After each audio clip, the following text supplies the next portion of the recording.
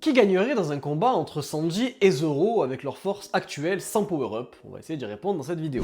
J'en ai déjà parlé mais ça fait un petit moment, là on va essayer d'aller un petit peu plus loin. Pour moi, tout simplement, on a deux forces qui s'opposent. On a, entre guillemets, pour imager, un bouclier et une épée. Sanji le bouclier, Zoro l'épée, ça vous avez compris.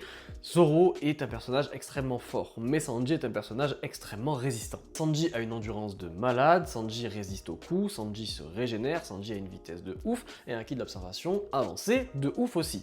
Zoro, lui, c'est l'inverse. Sa force, en fait, ne réside pas dans sa résistance, bien qu'il soit extrêmement résistant pour un être humain. Et oui, bien sûr. Il est extrêmement rapide pour un être humain aussi. Oui, bien sûr. Mais lui, sa force, c'est surtout aujourd'hui son haki des rois. Et c'est ça, en fait, la différence.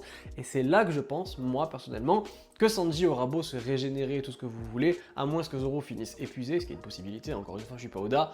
Le haki des rois revêti sur les lames, je pense que ça peut commencer à être compliqué pour Sanji. Alors on a vu qu'il a totalement écrasé l'épée de Queen quand il lui a mis un coup, ok, l'épée s'est brisée et tout, il s'est régénéré, pas de souci. Mais là on parle de pas une, mais trois épées revêties de haki des rois. Je pense qu'à la fin, Sanji finirait quand même par perdre contre Zoro, bien qu'il ait des solides arguments, et bien que leur niveau, à mon avis, si on devait faire un 1 contre 1, bah ça serait pas un gros écart, de par ce que j'ai expliqué avant, du coup, de par le contexte, de par le fait que Sanji soit plus résistant, mais Zoro plus offensif.